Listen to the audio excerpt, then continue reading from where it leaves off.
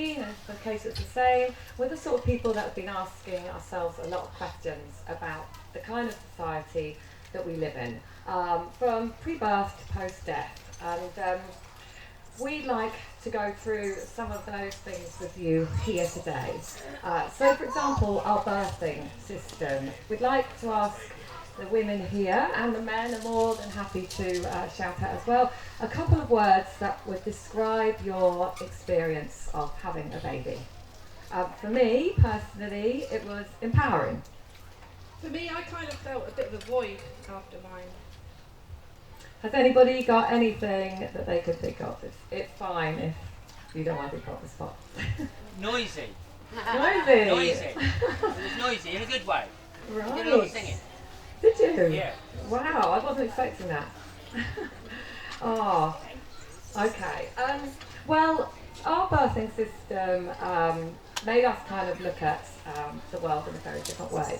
For example, did you know that the placenta stores a third of your baby's blood so that it moves down the birth canal at the smallest possible stage?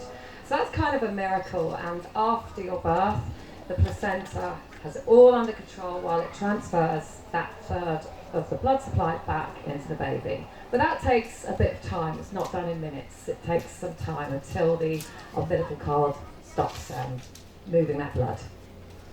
We want to know if you were given choices and made to feel empowered throughout the experience, where you told something like vitamin K is optional.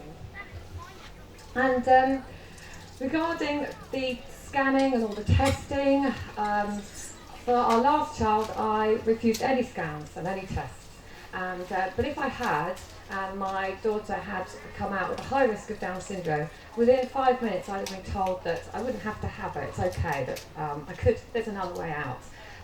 Yet once I had her at home, was taken to the hospital because she wasn't feeding, she was very floppy, and a week later when I came home, the lady diagnosed, phoned me up and said, just to let you know, the blood tests have come back and she has got trisomy 21. However, to be honest, apart from being a little bit slower than your other children, there's really not that much difference. So I was like, that doesn't add up. Why is there that fear in pregnancy? When it comes to education, were you aware that home education is a thing? Were you aware that children naturally want to learn, and if left, they are able to teach themselves to read? And did you know you don't need any GCSEs to get into college, and no GCSEs to get into uni?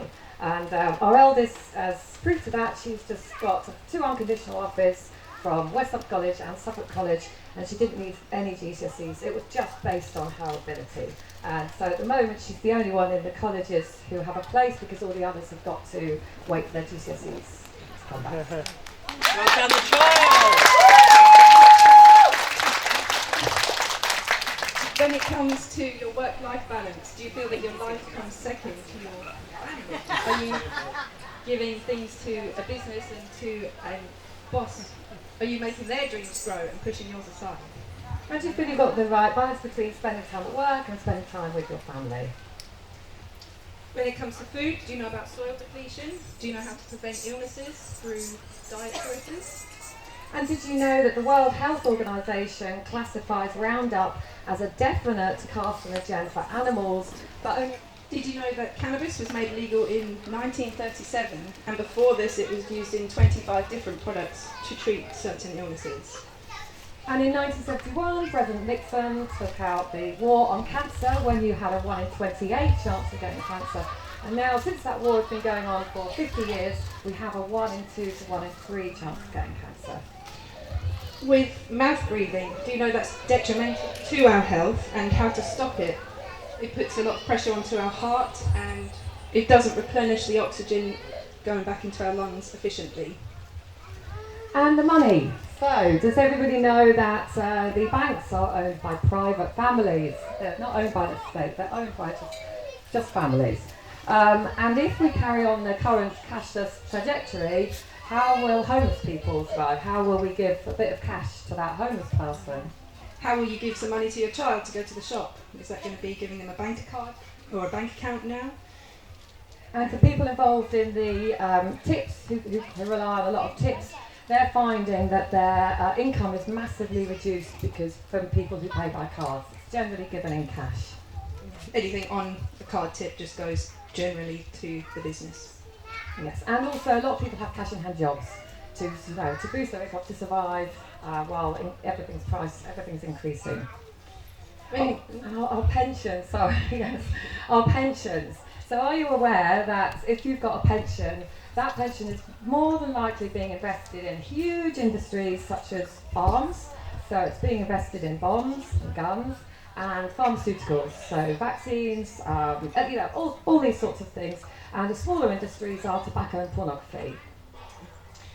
When it comes to care of our elders, are you looking forward to an overpriced care home with strict rules in place on when you can see your family, on certain things you can and can't do, or would you like to see a different option?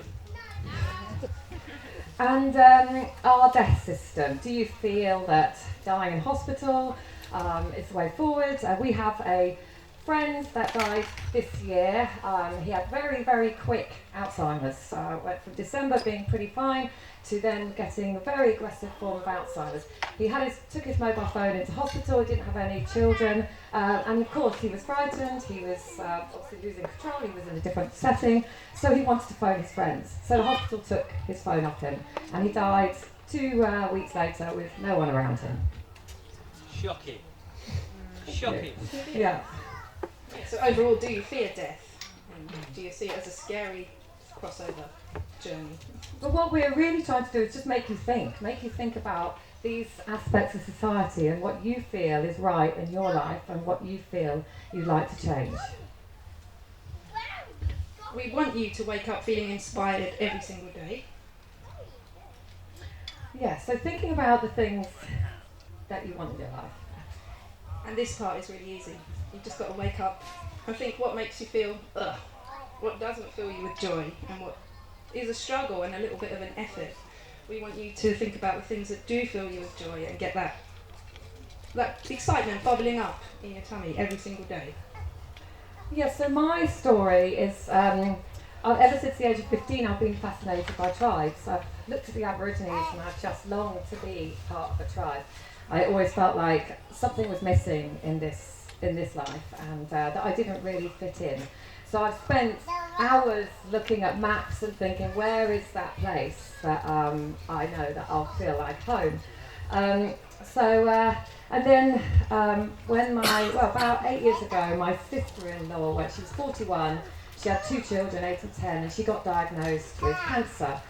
She didn't drink, she didn't smoke, and she was very religious. So I thought she had all the boxes ticked in terms of reducing your rate of cancer. But something didn't add up, and I just thought, I'm determined that she'll live. And I did what I often did when one of our children got ill, in the evening when the doctors was closed. I started looking at the internet, and I started finding that a lot of people were saying that sugar is related, high intake of sugar is related to increased rates of cancer, and that if you create an alkaline situation in your body, that it could slow down and possibly completely reduce the risk of you getting cancer. So this blew me away. I was really excited. I was emailing her all these amazing stories of people surviving cancer, and it was just really exciting. And what I wasn't prepared for was that she didn't want to know. She said to me, what's the point of going to a party and not eating cake? So she died 2 years later, and none of her family wanted to see the world the way I did. It was around this time I watched Avatar, and it was the most beautiful race of people. They were connected to their planet, connected to each other, and I just wanted to be part of it. I was also reading Brave New World at the same time, and it kind of made me realise that we're at a crossroads in the planet's history, and that I didn't want my life to look anything like the one that Brave New World was depicting.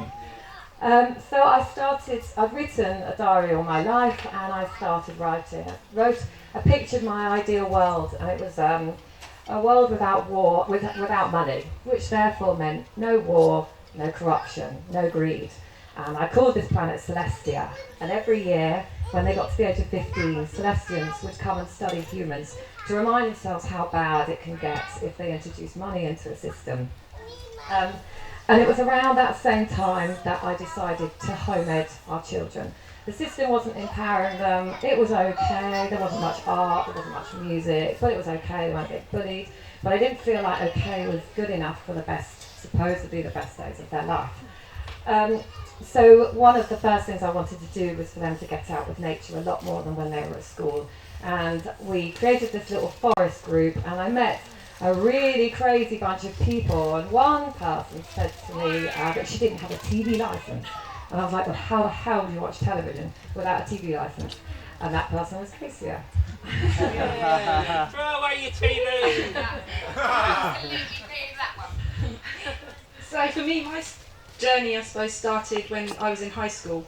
I went to school in Sussex, and there was an ancient woodlands called Ticknell Wood that it was very well known. We used to walk past it, and it was very well known that there was weirdos living in the trees. One day I thought, why are they in the trees? And I went to go and find out. I was greeted with a beaming community. There was a whole treetop world above our heads. There were sofas and beds, they had everything. It was all interconnected. You could live up there, basically. I saw singing and dancing and laughing and communal cooking, and that's when I realised the power of being together. As I sat with them, they explained that they were stopping the woods from a Tesco's being built on top. So I very quickly joined in with the first protest, which was very peaceful. We just sat in front of the bulldozer's gate and they couldn't get in. And we had a picnic and stopped work for the day. That then spurred on a whole load of activism, some anti-war stuff, anti-austerity, Sizewell C. We lived on the anti-fracking camps for a little while. And what that showed me was there is a real sense of community, but there's always going to be another thing to fight. That wasn't going to change. I've got friends who are still suffering from PTSD from what they were doing, in trying to do the best. So that's when I've seen we need to put our energy into creating the world that we want, rather than fighting all the constant causes that will be popping up. Yeah.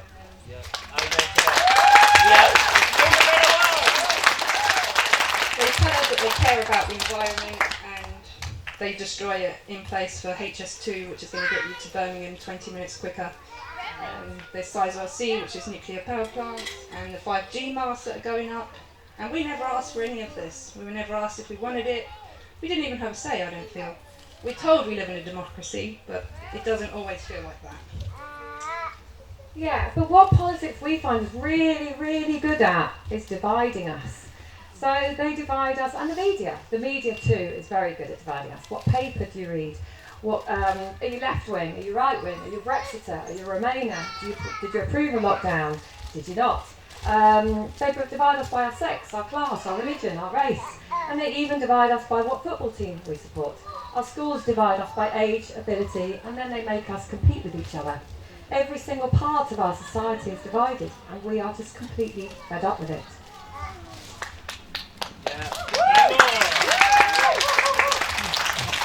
Oh yeah, so that led to when we were locked in our houses, I saw a lady chatting online about something, so I connected with her, and she hosted a little garden party, and it was then that I realised there was actually quite a few people that felt the same way as us. And I came back and I messaged Kazia, and I said, we've got to find a way that we connect each other. So we always like to change a negative into a positive. So Joinavision is a play on the word tell a vision. Joinavision was born and our lives changed forever. It was born in the version of a Facebook group, which we all hate that platform, but we quickly realised it was really good to get the message out and reach a lot of people. It started with 12 of us, and very quickly we got 100, 200, and I think we're up to about 11,000 now. So it's taking off. But we never wanted it to be just a Facebook group. We wanted boots on the ground and we wanted real things happening. So we arranged some dog walks, we did cafe meetups and family trips to the park, and we even formed a choir. We just asked that people be respectful and not use divisive terms.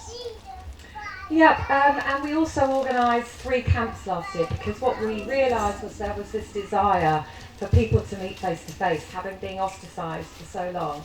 So we hired a field in Saxmundham and joined forces with another group and held 3 camps. And we did all the cooking communally. But it was then we realised that we had quite a job on our hands because a lot of people are actually really like being looked after and don't necessarily want to contribute. And we're more than happy to watch a handful of people do the majority of work. But that didn't put us off. And Kazia has a great saying that you can't grow without being uncomfortable. And this is all about stepping out of your comfort zone. We hadn't cooked for 200 people before, but we got up and did it. And it was. We just got on with it. We think that maybe it had something to do with people's fears of always having everything done for them, and we recognise that our fears can hold us back. We believe it's about using those feelings in the right way and stepping into our own power. If we had let our fear hold us back, we wouldn't have had the opportunity to create the things that we are creating. We've had to do, well not had to, we've chosen to do podcasts and have microphones in our face. We've held events and we're now doing public speaking. So without it, pushing through, none of that would have happened.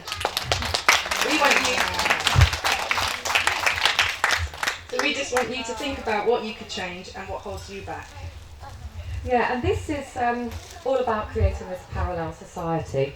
So, we're going to go again from pre-birth to post-death and explain how we see this parallel society running.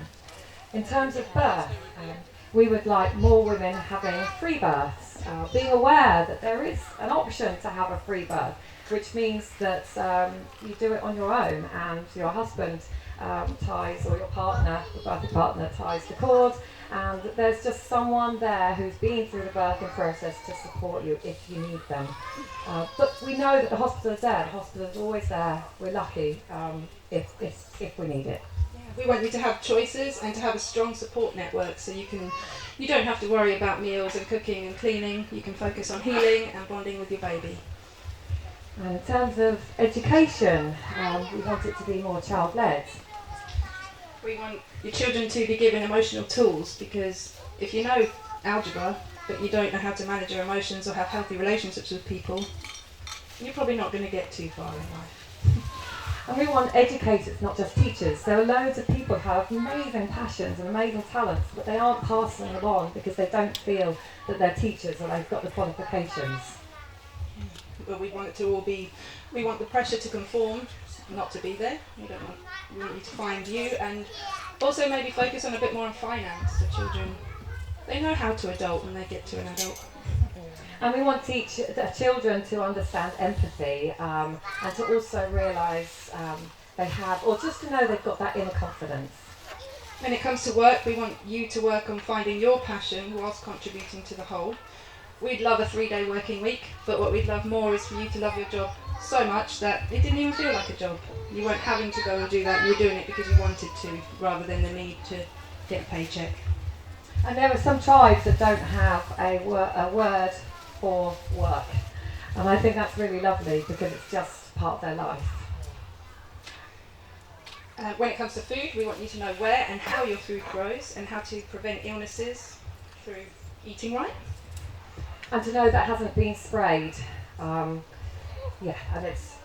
Yeah, we'd also want to work on regenerating the soil, because due to soil depletion, what our grandparents were eating, we have to eat quite a bit more now to get the same nutrients that they were getting. Because of the soil depletion nutrients. Yeah, and that will naturally lead on to a healthier society. But if you do have to see the doctor, we want you to see a doctor that will give you all the options, not just a pharmaceutical one. So they'll say, well, this is the road you could go down: homeopathy, acupuncture, herbal. I can't think of the other ones, but there's a huge range that they could be offering, and then that you go away and weigh up the pros and cons for each one and decide which one you would like to go down. When it comes to money, we'd like that to be used as an energy exchange that doesn't just benefit a select few. Yeah, we have an amazing lady in Liverpool who's set up a time banking scheme which is working really well. And we've got all the paperwork for that to happen anywhere in the country. It's just we don't have the admin team because it's quite time consuming. But it's brilliant, and it's all set out so that if you're ill, you've banked enough time to cover yourself. And so it just works alongside our current system. When it comes to the care of our elderly, we'd love this to be kept in-house, and we'd love each other to be empowered and feel supported enough to know that you've got this if it was going to be a challenge, or if you haven't, there's other people who will help out. The stress isn't just on you. And we want to know that everybody who has a pension knows that they can invest it in community buildings or land that they can then rent out to our local regenerative farmers. And in terms of our death, we want people to be able, just like birth, you want a home birth, you want a home death. My dad was really lucky. He died last January at home, surrounded by his family. And the day after he died, me and my brother went round with our children, and the nurse there said, this is normal, this is how it should be, with children running around, laughing in the background, people saying goodbye to him. But she said, in our society, we protect people from death. We want you to feel that death death should be a celebration more than to be feared, and a sad moment. And we'd love you to feel inspired and motivated every day that you wake up. Yeah, and when I wrote Celestia, I just pictured a different way of life. I just knew that this life wasn't for me. So a year ago, I connected with a bunch of other investors, and we pooled our resources and started looking all over the UK for a place that we could buy together. We found an amazing property in North Norfolk called Holt Hall, and it was used as an educational establishment, but it had also been part of the community for a long, long time, hosting maypole events and all of that. It was currently owned by the council, which filled me with a little bit of doubt and cynicism, but we had a really great team behind us. We had lecturers from the UEA who were going to come and get involved, and we were going to host educational retreats. We were going to open it to the wider community, have organic farming, and we created this proposal, and it was pretty flawless. So we were saddened but not surprised that it went to a private investor who was going to turn it into a house, but he did offer more money than us. So 2 days later, we found a pub just outside of Ipswich called the Cross Keys, which is, and that's 2 months later we moved in. So it's ironic that 2 years ago, when they locked us up, all my dreams of finding that tribe, wherever they were in the world, felt a long way away. And now what we're doing at the pub feels exactly like the future I envisaged. So at the pub, we're lucky to have quite a bit of land around it, which means that we can hopefully get some camping spots set up. We don't want to run it as a traditional pub. We want something to support the community. We do know that there is the need for the pub. Some of the local old guys would like that. So maybe we're thinking Friday to Sunday we'll run it as a pub, and then during the week we really want to host workshop spaces. We've got a bell tent which somebody is already renting out for sound baths and some live music, I think. Yeah, we've got a drum circle the week on Sunday. Yeah. Meditation circles. We want it just to be a space where anybody can come and feel empowered and just be who they want to be there and create what they want to do. Yeah, so the pub will be completely unique to the local area because we'll be pulling in the local resources. And we've got a really lovely team working with us. Some come and stay for a few nights because they don't drive, and we're starting to learn how to live and work as a community. Yeah, it's not always roses, but we do find that everybody is much more willing to sort things out in a much more empathetic way because it's something they want to be doing rather than a forced situation. Everybody's there because they want to. And we're all sharing the same vision, and I think that's what makes it different, because when we've had difficulties, the people that who just get what this is about are really prepared to do the work on themselves. It's that issue creative freeloaders for themselves, and we're all just wanting to make this work, and it's more important than our own individual ego. And what we want more than anything is for you to realise that the power is within you. We want you to go home and to visualise the life that you want to live and start manifesting and creating it. Because the only person that you need to make that happen is you. Yeah, and as we said, Joinavision was all about creating a kinder, brighter society, and that's exactly what we feel we're doing at the Hub. So if you want to opt in, let us know. Or if you want to create your own thing, that's cool too.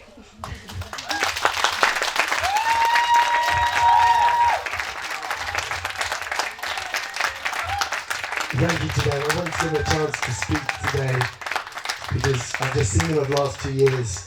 A lot of people talking about trying to change the world, but very few people actually set about to put things in place and to try and bring people together and to try and create exemplary tools that other people can use in other ways. There are now 11,000 people in their community. So if you've got projects, there are people with similar passions. Get involved with Joinavision. Start creating projects that people can get involved with, and you'll find people that want to gather. Speak to Tina, speak to Kazia. She will know people that will want to create what you want to create already. And they've got people all over the UK. And so it's a massive network of possibility. So another round of applause for what they're doing.